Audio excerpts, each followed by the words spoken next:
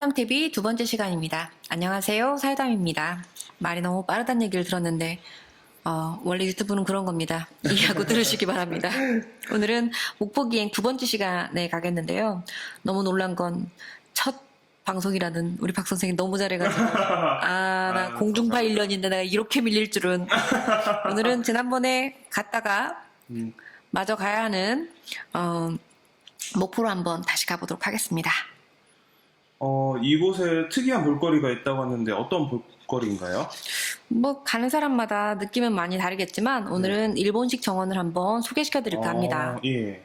이운동 가옥이라고 들어보셨어요? 네, 한번 들어본 것 같아요. 진짜 안 들어본 게 없어요. 이운동 가옥이라고 해서 네. 그러니까 일본식 정원이 좀 특이하거든요. 네. 보통 우리나라는 차경이라고 해가지고 담을 낮게 하고 자연에 있는 산과 들과 사람들까지 끌어들이는 게 우리나라 정원의 특징이라고 한다면 예. 일본식 정원은 이렇게 네. 분재하듯이 안쪽에다가 모아놓고 이렇게 작은 자기만의 세계를 꾸미는 게 일본식 정원의 특징이에요. 가야처럼 이렇게 연맹왕국, 네. 이게 막부잖아요. 네. 그러니까 막부 때 누군가가 쳐들어오면 안 되기 때문에 오픈할 수가 없는 거예요. 그래서 자기를 지켜야 되니까 사무라이가 필요한 거예요.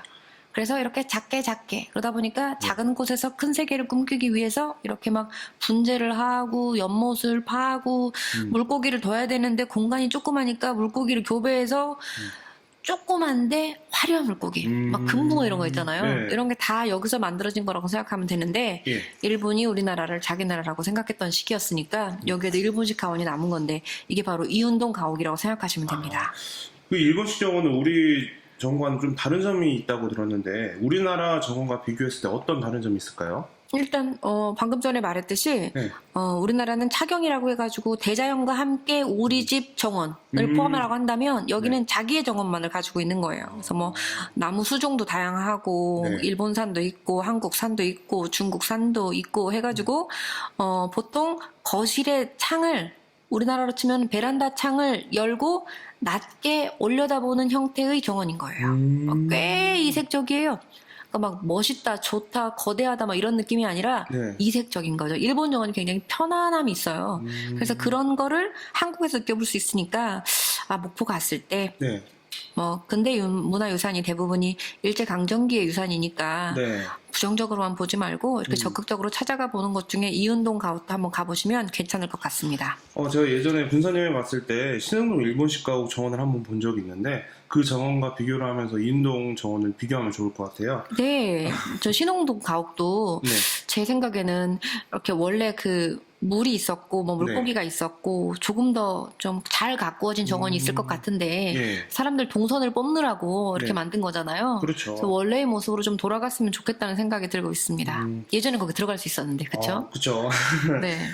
지금까지 목포의 일본식 정원인 이운동 정원에 대해서 이야기해봤는데요. 이번에는 일제강점기 시절의 교육기관에 대해서 이야기 한번 해볼까요? 네, 학교가 많았어요. 특히 일본인들이 정착해가지고 여기는 괜찮다, 일본인들을 위해서 괜찮다라고 하는 데는 영사관과 함께 무조건 학교를 만드는데 여기도 1898년부터 일본인 자녀를 위한 학교를 만들었으니까 꽤 오래전부터 만들었던 학교라고 생각하시면 되죠.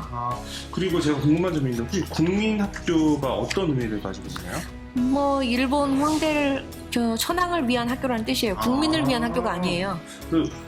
저희 아버님 세대나 그 시대 사람들은 아마 국민학교로 많이 알고 계실 것 같아요. 네, 그러니까 식민을 위한 학교, 그러니까 일본인을 위한 학교, 국민학교인 거지 국민을 위한 국민학교가 아니에요. 그래서 초등학교로 바꿨잖아요. 네. 근데 이곳에 특이한 볼거리가 있다고 들었는데 어떤 볼거리가 있나요? 여기에 네. 저도 이번에 준비하면서 알았는데 한국 호랑이. 그럼요. 예, 우리나라가 사투리가 심하잖아요. 네. 나라의 사이즈가 큰 건 아닌데 사투리가 굉장히 심해요. 이게 네. 이유가 산으로 갇혀있기 때문에 자신의 말을 쓰는 건데 산이 뭐 히말라야도 아니고 넘자면 넘거든요. 네. 근데 안 넘은 이유가 호랑이 때문이에요. 그래서 호랑이 때문에 소백산맥 안 넘어요. 태백산맥 어지가 많다요. 바닷길을 통해 가지고 걷기는 할 뿐 네. 넘지 않아요. 그래서 신라가 절대 안 넘잖아요. 그런데 대호군 들어보셨죠? 네. 영화도 있잖아요. 네. 그때 1908년에 마지막 호랑이가 잡히거든요. 네. 그래서 1907년에 잡히고 1908년에 박제를 하게 되는데 그 마지막 호랑이 히라구치 쇼지우라는 사람이 경매에서 사서 네. 학교에다가 이제 기증을 한 거예요. 이게 여기 있는 거죠. 아, 그렇구나. 네. 네, 목포하면 가장 유명한 산이 유달산인데요. 그 아래에 일제강점기 시절에 지어진 일본식 가옥 마을이 있다고 하는데 네. 이곳은 또 어떤 곳인가요? 이 유달산 그 자락에 이제 적산 가옥이라고 해서 적의 가옥이라고 이렇게 얘기를 하는데 네. 나무로 만들어지고 2층으로 낮은 건물들이 지금도 많이 남아 있어요. 네. 그래서 참 예쁘다고 생각하면서 저는 항상 걸었었는데 네. 이게 그 유재석 씨가 그 다순구미 마을이라고 해서 찾아갔다 온 다음에 아. 퀴즈 내는 그 프로그램. 다순구미? 여기 마을 이름이 다순구미 마을인가 봐요. 네. 여기 정말 유명해졌거든요. 그래서 여기 이렇게 옹금동이라고 하고 이 네. 지역 사람들은 다순구미 따뜻한 해바지 마을 아. 이란 뜻이에요. 그러니까 산자락에 있기 때문에 뭐 네. 교통이 편하거나 이러지는 않아요. 그런데 교통이 편하지 않다는 것은 네. 물이 올라가지 않는다는 얘기거든요. 그렇겠죠. 지금이야 이제 상수도니까 나오겠지만 그때는 안 나온단 말이에요. 그러니까 음. 부자들이 사는 동네는 아니에요. 바다를 바라보면서 따뜻하게 그래도 편안하게 살 수 있는 지역이라는 뜻인데 네. 여기가 옹금동입니다. 네. 여기 또 유명한 것도 있어요. 뭐 있냐면은 네. 그 연인의 슈퍼라고 해가지고 어? 1987 네. 여기서 찍거든요. 아, 진짜요? 네, 그래서 오. 연인의 슈퍼 정말 많이 찾아가는데 네. 그 연인의 슈퍼 뒤에 또 방공호가 있거든요. 아. 일제강점기에 여기에 어떤 시설물을 지었다는 걸 알 수 있는 거죠. 방공호가 있으면 무조건 일제강점기에 어떤 네. 특이한 건축물들이 있는 거예요. 고화도도 그렇고 그 영사관도 그렇고 이렇게 다 방공호가 있잖아요. 여기도 아마 그랬을 거예요. 사실 1987을 굉장히 감명 있게 봤는데 연희의 수표가 여기 있는 줄도 몰랐네요. 그래서 다음에 아. 목포 가게 되면 한번 꼭 들려봐야 되겠습니다. 거리에 대문짝만하게 다 적혀 있으니까 가보시면 이 네. 다순구미 마을은 쉽게 올라가서 볼 수 있습니다. 네, 알겠습니다. 근데 이곳이 일제강점기에 가장 번창했던 마을이었다고 하는데, 여기 공장이 있었거든요. 공장이요? 예, 조선 내화 공장이라고 해가지고 네. 이게 제철을 하려면은 예. 내화 벽돌이 필요해요. 집 짓는 벽돌 말고 그 내화 벽돌을 네. 이 언덕바지에서 예. 이제 만든 거예요. 왜냐면 일단 땅값은 싸고 네. 그 다음에 항구로부터 가깝잖아요. 네. 그래서 여기서 조선 내화 공장 벽돌을 만들어 가지고 판매를 하는데 광복한 이후에 이 목포 기업을 이운동이 인수를 한 거예요. 아까 그 이운동 가옥. 네. 그러니까 거기서 일하고 그 언덕 내려와가지고 자기 집을 아주 화려하게 꾸몄던 거죠. 나중에 이제 광양으로 이사 가고 나서 1997년부터 비어버렸는데 네. 사람들이 집중하던 장소가 아니었기 때문에 지금까지 남을 수 있었던 거예요. 그래서 그걸 어떻게 할 것이냐를 두고 말이 많이 나오고 있는데 요즘 네. 근대 건축물 네. 높이가 또 고가 있으니까 네. 활용도는 뭐 커피숍부터 시작해서 도서관부터 시작해서 미술관까지 네. 다양하기 때문에 앞으로 가보게 되면 더 예쁜 목포를 볼 수 있지 않을까 해서 이운동 가옥과 연계해서 네. 연인의 슈퍼와 연계해서 다순구미 마을까지 걸어가면 되게 재밌게 보실 수 있을 거예요. 네, 알겠습니다. 목포 원도심 곳곳에는 그 시대 역사가 남아있는 곳이 있다고 들었어요. 근데 그곳이 목포 오거리 문화센터라고 들었는데 네. 이곳에 대한 소개를 한 번 더 해주시겠어요? 이게 보통 네.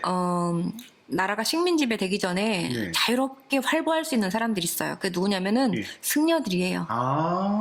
그래서 이제 우리나라 근대화 될 때에는 네. 선교사들이 들어왔던 거고 네. 그 우리나라 일제 강점기 때에는 이제 승려들이 들어와요. 그래서 그 일본 그 구 동본원사 이렇게 해가지고 일본식 사찰이 들어오게 되는데 네. 여기 목포 오거리에 있는 문화센터가 원래 이제 구 동본원사 그러니까 동본원사 사찰이었던 거예요. 그런데 이 사찰이 들어와서 네. 전쟁의 앞잡이로 섰던 불교는 없어요. 근데 조동종은 네. 전쟁의 앞잡이로 서요. 나중에 전쟁이 끝나고 난 다음에 얼마나 네. 부끄러워? 근데 우리나라에서는 부끄러운 게 아니라 너무 미운 거지. 그래서 전국적으로 거의 펼쳐져 있었으면 한 5, 600개 있었겠죠? 네. 다 때려 부신 거예요. 그래가지고 군산권만 남았던 얘기 들어봤죠? 네. 동국사 그렇죠. 말씀하시는 네, 거죠? 동국사는 네. 바로 우리나라 사찰로 바꿔버리면서 남은 거잖아요. 네. 여기는 더 웃겨요. 목포 교회로 바꾼 거예요, 사찰을. 진짜요? 네, 그래가지고 남아가지고 네. 제가 목포 건물의 특징은 나무도 아니고 벽돌도 아니고 돌로 만든다 그랬죠? 네. 이것도 화강암으로 만들었어요. 기부자가 돈을 많이 낸 거지. 그래서 여기는 예수님이 지킨 부처님의 공간? 지금은 문화회관이긴 한데 네. 너무 잘 만들었어요. 이 바로 옆에 빵집 있어요. 일제강점기에는 네. 밥 먹은 다음에 빵 네. 먹거든요. 그래서 일제강점기에 화려했던 도시는 다 유명한 빵집이 있어요. 뭐 성심당이라든지 네. 뭐 이성당이라든지 네. 일본이 떠나고 난 그 자리에 생기는 그 빵집들이잖아요. 네. 여기도 있어요. 코롬방제가라고. 안 들어보셨어요? 유명한데? 가지고 무슨 처음 들어봤는데요. 그래요? 네. 되게 유명해요. 그래서 여기가 바로 그 동본원사. 그러니까 지금의 오거리 문화회관 바로 옆에 있으니까 네. 여기 가가지고 빵 드셔보시면 되죠. 저는 빵 순이가 아니라 잘 모르겠는데 엄청 맛있는 데라고 하고 있어요. 빵순이니까 생각나는 분이 한 분이 계시네요. 그쵸? 네. 다음에 제가 빵 순이 적극적으로 모시도록 네, 하겠습니다. 좋습니다. 자, 2주에 걸쳐서 목포 여행을 떠나보았는데, 이사님과 함께 목포 이야기를 하니까 마치 목포에 가 있는 듯한 느낌이 드네요. 목포 여행 마무리 하시면서 한 말씀 해주시겠어요? 목포가 301흑이라고 해가지고 네. 쌀하고 소금하고 모카하고 그리고 일본에는 흔하지 않은 김까지 팔려나가면서 전국 3대양 6대 대도시였거든요. 그래서 네. 지금은 그렇게 목포가 주목받는 사이즈의 큰 도시는 아니지만 일제강점기에는 6대 도시 안에 들었기 때문에 그들이 남겨놓은 적산가옥 또는 근대문화유산들이 규모도 대단하고 아름다움도 대단합니다. 네. 자, 이제는 적의 가옥이라 말하지 말고 네. 우리의 가옥이 되었으니까 더 멋지게 옛 모습을 구현하면서 네. 멋진 현대 삶이 되었으면 좋겠습니다.